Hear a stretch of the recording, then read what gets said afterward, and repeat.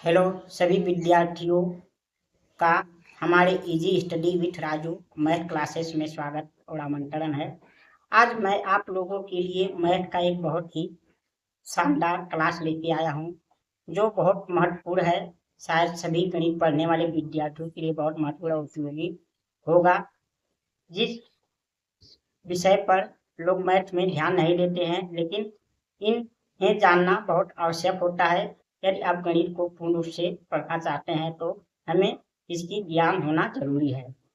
आपको क्लास में आगे बढ़ने पहले आप लोगों से एक रिक्वेस्ट यानी प्रार्थना करता हूँ कि यदि आप लोग को अंग्रेजी में जीरो हैं और मैथ में जीरो हैं तो मैं आप लोग से रिक्वेस्ट करता हूँ कि आप लोग हमारे easy study with Raju classes YouTube पर जुड़िए और अपना प्रेम भरा सहयोग दीजिए। हमारे चैनल को सब्सक्राइब करके जुड़ जाइए। मैं आपको इंग्लिश बेसिक से और मैथ बेसिक से पढ़ाना आरंभ किया हूँ।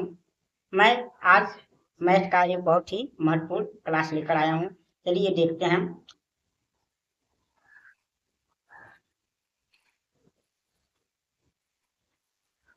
देखिए, आज का हमारा मैथ का क्लास है अपवर्तक और अपवर्त। ये संख्याएं अपवर्तक अपवर्त बड़े बड़े विद्यार्थी कंफ्यूजन हो जाते हैं, भूल जाते हैं। ये भूलने वाला भी सब्जेक्ट है क्योंकि इस पर विद्यार्थी अधिक फोकस नहीं करते हैं, लेकिन इन बातों को अधिक फोकस करना चाहिए क्योंकि ये कक्षा यानी चौथी से शुरू होकर लगभग 7वीं 8वीं तक पूछा जाता है और लगभग कभी कहीं ना कहीं हर प्रतियोगी परीक्षाओं में इससे संबंधित सवाल पूछ लिए जाते हैं। तो आप लोग इस क्लास को ध्यानपूर्वक देखिए। यानी अपवर्तक और अपवर्त। अपवर्तक को अंग्रेजी में क्या कहते हैं? फैक्टर या डिवाइडर भी कहते हैं। और अपवर्त को अंग्रेजी में कहते हैं मल्टीप्लाइज, यानी मल्टीप्लाई मैंने गुणा, गुणक यानी, और फैक्टर मैंने गुणांक यानी कहते हैं। ये देखिए, हिंदी मीडियम और अंग्रेजी मीडियम वाले दोनों विद्यार्थियों के लिए बहुत महत्वपूर्ण क्लास है। यानी अपवर्तक और अपवर्त अंग्रेजी में इसे फैक्टर या डिवाइडर एंड मल्टीप्लाई कहते हैं। चलिए देखते हैं अपवर्तक। यानी अपवर्तक क्या होता है, अपवर्तक का मतलब क्या होता है, इसे आप पहले ध्यान पूर्वक समझिए, तब आपको अपवर्तक कभी भूलेगा नहीं। किसी भी संख्या का यदि आपको अपवर्तक पूछ लेगा तो आप आसानी से बता देंगे। बस इस अपवर्तक शब्द को याद रखिए कि अपवर्तक होता क्या है, बस इस पे फोकस करना है आप लोगों को। अपवर्तक यानी इंग्लिश में से क्या कहते हैं? फैक्टर और डिवाइडर कहते हैं। देखिए, हमने थोड़ा एक विशेष इसकी परिभाषा यानी याद करने के लिए आप लोग को लिख दिया हूँ। जब कोई संख्या जिन जिन संख्या से विभाज्य होती है, कोई भी संख्या हो, किसी भी संख्या से जिन जिन संख्या से विभाजित होती हो, तो उन संख्याओं को उस संख्या का अपवर्तक कहते हैं। यानी बराबर देखिए, जब कोई संख्या जिन जिन संख्याओं से विभाज्य होती हैं तो उन संख्याओं को उस संख्या का क्या अपवर्तक कहते हैं। तो कोई भी संख्या हो, जिन जिन संख्याओं से वो बट जाएगी, भाग लेने पर पूरा पूरा कट जाएंगे, उसे क्या कहते हैं? उन संख्या का उन संख्याओं को अपवर्तक कहते हैं। देखिए, हमने आप लोग को समझाने के लिए कुछ उदाहरण के लिए अंक ले दिया हूँ। सभी अंकों को लिखना असंभव है, इसलिए आप देखिए कुछ इसके आधार पर आप प्रश्न कीजिएगा। संख्या और अपवर्तक संख्या। मान लीजिए आपसे पूछ ले कि एक का अपवर्तक बताइए, एक का अपवर्तक संख्या क्या होता है? बच्चे तुरंत कंफ्यूजिंग है, एक का अपवर्तक क्या होता है, तुरंत आप लोग कंफ्यूजिंग हो जाते हैं और आप लोग गलत कर देते हैं। इसलिए एक का, दो का, तीन का, पांच का, 10 का, 9 का, सभी का संख्या अपवर्तक आप ध्यान से देखिए। देखिए, एक का अपवर्तक क्या होता? एक का अपवर्तक सिर्फ एक किससे कटेगा? भाग देने पर किससे पूछेगा? सिर्फ एक से कटेगा। एक ही संख्या है एक, तो एक का अपवर्तक केवल एक ही होता है। एक का अपवर्तक केवल एक ही होता है, एक ही होता है, क्योंकि एक केवल एक से कटेगा और किसी संख्या से भाग देने पर वो कटेगा नहीं पूरा पूरा, इसलिए एक का अपवर्तक क्या होगा? एक, है ना? एक आपको कंफ्यूजिंग होने वाला क्लास। अब देखिए दूसरा, कोई पूछ ले दो का अपवर्तक बताइए, तो दो का अपवर्तक तुरंत आप लोग कंफ्यूजन हो जाएंगे। दो का अपवर्तक क्या होगा? दो किससे कटेगा? एक से और दो से। एक से भाग देने पर कटेगा और दो से कटेगा। इस प्रकार दो के अपवर्तक दो संख्या होते हैं, एक और दो हो सकते हैं। तीन का अपवर्तक क्या होगा? एक होगा और स्वयं तीन होगा और बाकी किसी से तीन कटता नहीं है। इसी प्रकार 4 का अपवर्तक 1 होता है, 2 होता है, 4 होता है। इसी प्रकार 5 का अपवर्तक 1 होता है, 5 होता है। इसी प्रकार 6 का अपवर्तक 1 होगा, 2 होगा, 3 होगा, 6 होगा। 6 का अपवर्तक ज्यादा होंगे। इसी प्रकार 7 का अपवर्तक 1 और 7 होगा। इसी प्रकार 8 का अपवर्तक देखिए, हमने सभी संख्या नहीं लिखे हैं, आपको बस इस पे प्रस्तुति करना है। हमने 8 लिखा है, तो 8 का अपवर्तक क्या होगा, 1 होगा। 8 1 से कटेगा, 8 2 से कटेगा, 2 होगा। 8 4 से कटता है, 4 होगा। 8 8 से कटेगा, 8 होगा। यानी 8 का अपवर्तक कौन कौन संख्या होगी, 1 2 4 8, ये 8 के अपवर्तक हैं। 1 से 8 कट जाएगा, 2 से 8 कट जाएगा, 4 से कट जाएगा, 8 से। अब 12 के अपवर्तक इसी प्रकार आप 9 के निकाल देंगे। 9 का क्या क्या अपवर्तक होगा, 1 होगा, 3 होगा, 9 होगा। 10 के क्या अपवर्तक होंगे, 2 होंगे, 1 होंगे, 2 होंगे, यानी 5 होंगे और 10 होंगे। 10 के 12 के 11 क्या होगा, 11 के 1 और 11 केवल उसका अपवर्तक होगा। अब 12 का क्या होगा, 12 का देखते हैं। 12 का 1 होगा, 1, 2 भी होगा, 2 से भी 12 कटता है। 3 भी होगा, 3 से भी 12 कटता है। 4 भी होगा, 4 से भी 12 कटता है। 4 6 होगा, 6 से 12 कटता है और 12 होगा। यानी 12 के अपवर्तक, ये सभी संख्याएं 12 के अपवर्तक है। 1 2 3 4 6, यानी 1 2 3 4 6 और 12 क्या है, 12 के अपवर्तक है। इसी प्रकार 64 के अपवर्तक देखेंगे आप। 12 के बाद यानी 13 14 15 16 17 18 19 20 21 सब हम 50 से देख लिया, हमने आगे बढ़ा दिया। 64 का दे दिया, क्योंकि सभी संख्या लिखना संभव नहीं है, इसलिए अब 64 का देखिए। 64 का अपवर्तक 1 होगा, 1 से कटेगा। 2 होगा, 2 से कटेगा। 3 से तो कटेगा नहीं। 4 होगा, 4 से कटेगा। 6 से तो कटेगा नहीं, 7 से कटेगा नहीं, यानी 8 होगा, 8 से कटेगा। 8 के बाद ये सीधे किससे कटेगा, 8 के बाद 32 से कटेगा। 32 के बाद 64 से कटेगा। यानी 64 के अपवर्तक क्या क्या है, 1 है, 2 है, 4 8 32 और 64 64 के अपवर्तक है। 120 का अपवर्तक देखिए। 120 किससे किससे कटेगा, 1 होगा 120 का अपवर्तक। 2 होगा, 3 होगा, 3 से भी कटेगा। 4 होगा, 4 से भी कटेगा। 5 होगा, 5 से भी कट जाएगा। 5 दूना 10, 5 चौका 20। 6 होगा, 6 से भी कट जाएगा। 7 से नहीं कटेगा। 8 से करना 8 8 40, 8 भी होगा। 9 से नहीं कटेगा, यानी 10 होगा। 11 से नहीं कटेगा, यानी 12 से कटेगा, 12 होगा। 12 के बाद 13 से नहीं कटेगा। 14 से नहीं कटेगा, 15 होगा। 15 इसका अपवर्तक होगा। 16 16 से नहीं कटेगा। 17 नहीं कटेगा। 18 से नहीं कटेगा। 19 नहीं कटेगा। 20 होगा इसका, 20 होगा, 20 होगा।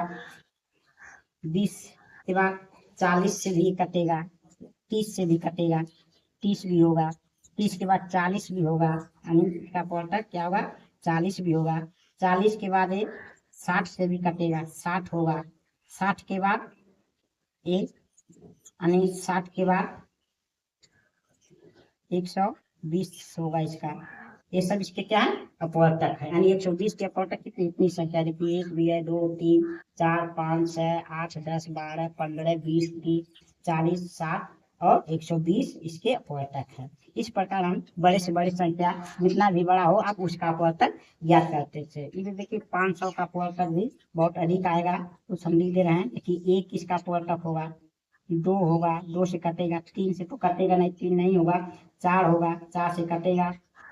5 होगा, 5 से कटेगा। 6 और 48, यानी 2 6 से नहीं कटेगा। 7 से नहीं कटेगा। 8 से नहीं कटेगा। 9 से नहीं कटेगा, यानी 10 होगा। 10 इसका अपवर्तक होगा। 10 यानी 20 20 दूना 40, 20 25 100, 20 होगा। 20 इसका अपवर्तक होगा।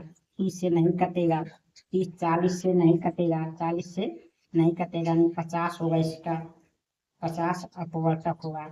50 के बाद इनका 100 अपवर्तक होगा, यानी 125 125 गुना कितना होता है, 125 गुना 150, यानी 125 यानी नहीं होगा, यानी 250 इसका अपवर्तक होगा। 250 से कटेगा और 500 से कटेगा। ये सब इनके क्या अपवर्तक हैं। 500 के 1 2 4 5 10 20 50 250 और 500 इसके अपवर्तक है। इसी प्रकार आप किसी भी संख्याओं के अपवर्तक ज्ञात कर सकते हैं। बस आप अपवर्तक शब्द को पहचानिए कि अपवर्तक शब्द क्या होता है, किसे कहते हैं, अपवर्तक का मतलब क्या होता है। मुझे विश्वास है कि आप लोग अपवर्तक यानी फैक्टर डिवाइजर समझ गए होंगे। आप किसी भी संख्या से आसानी से अपवर्तक बता सकते हैं। अब हम देखते हैं अपने अगले विषय को, अपवर्त। अपवर्त क्या होता है? अपवर्त ठीक इसी का उल्टा होता है कि अपवर्तक में उस संख्या से वो कटता है, लेकिन अपवर्तक में गुणा करने पे प्राप्त होता है। उसका उल्टा होता है अपवर्त यानी मल्टीप्लाइज। यानी अपवर्त हिंदी में क्या कहते हैं? इसे अपवर्त, और अंग्रेजी में मल्टीप्लाइज कहते हैं। जब कोई संख्या किसी संख्या से गुणा करने से प्राप्त होती है तो उन संख्याओं को उस संख्या का क्या अपवर्त कहते हैं। ध्यान दीजिए, जब कोई संख्या किसी संख्या से गुणा करने से प्राप्त होती हैं तो उन संख्याओं को उस संख्या का क्या कहते हैं? अपवर्त कहते हैं। जैसे उदाहरण से आप समझिए, देखिए मन से संख्या दिया है, अपवर्त संख्या दी है एक का अपवर्त, तो जितनी भी संख्या है एक का सारी संख्या अपवर्तक होती हैं।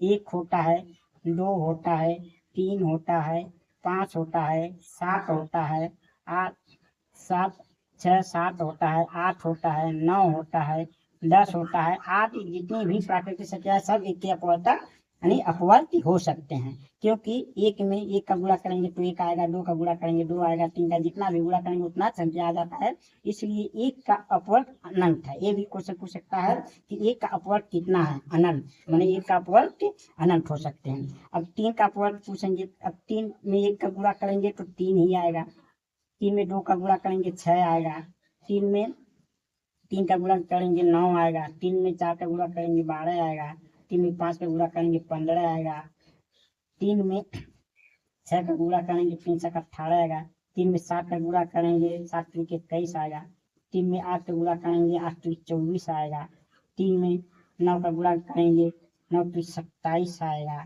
तीन में 10 का गुणा करेंगे 30 आएगा। ऐसे ही बहुत से यानी सिर्फ एक और दो को छोड़कर बहुत सी संख्या तीन के अपवर्तक हो सकती हैं। जितना इसमें गुणा करेंगे जिस संख्या का उसका क्या हो जाए? अपवर्त हो जाएगा।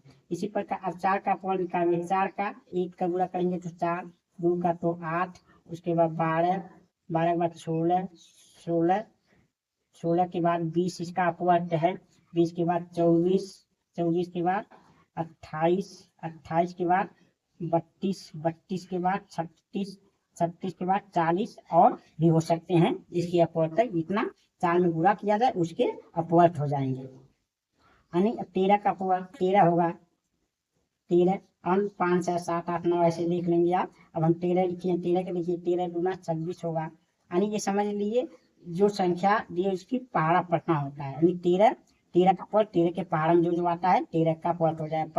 15 का अपवर्त 15 के पहाड़ा में जो आएगा 15 का अपवर्त हो जाएगा।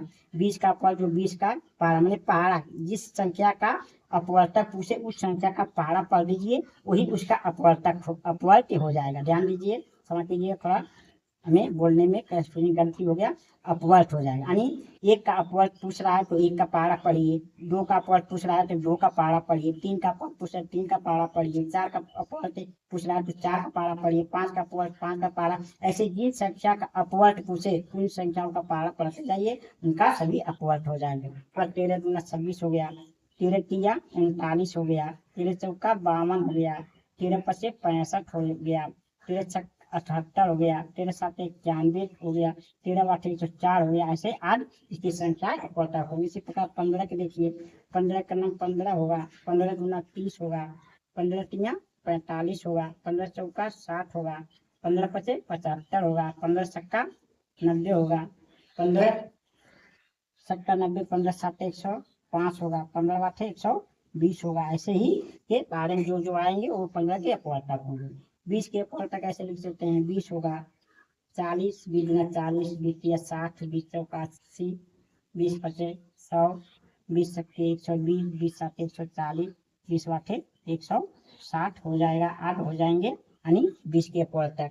इस बार 100 के 100 होगा, 200 होगा, 300 होगा, 400 होगा, 500 होगा, 600 होगा, 700 होगा, 800 होगा, 900, ऐसे ऐसे 100 का अपवर्त लिख सकते हैं। 150 का अपवर्त 150 होगा, 300 होगा, 300, 450 होगा, 600 होगा, 600, 750 होगा, 750 होगा, 900 होगा, 900 होगा, 1050 होगा। ऐसे यानी 150 के अपवर्ड निकल जाएंगे। आप बस इसी तरह किसी भी कोई भी संख्या को आप अपवर्ड निकाल सकते हैं, बस उस संख्या का पहाड़ा पढ़ना होता है। मुझे आशा है कि आप लोगों को अपवर्तक यानी फैक्टर यानी डिवाइजर और अपवर्ड यानी मल्टीप्लाई समझ में आ गया होगा। यदि आप लोगों को हमारा ये मैथ का क्लास पसंद आया हो तो अधिक से अधिक हमारे वीडियो को लाइक, शेयर और कमेंट कीजिए और हमारे easy study with Raju YouTube class को सब्सक्राइब करके अपना प्रेम बड़ा सहयोग दीजिए। अगले क्लास में आपको के लिए इससे भी महत्वपूर्ण क्लास लेकर आऊँगा। तब तक के लिए आप लोगों का बहुत बहुत धन्यवाद।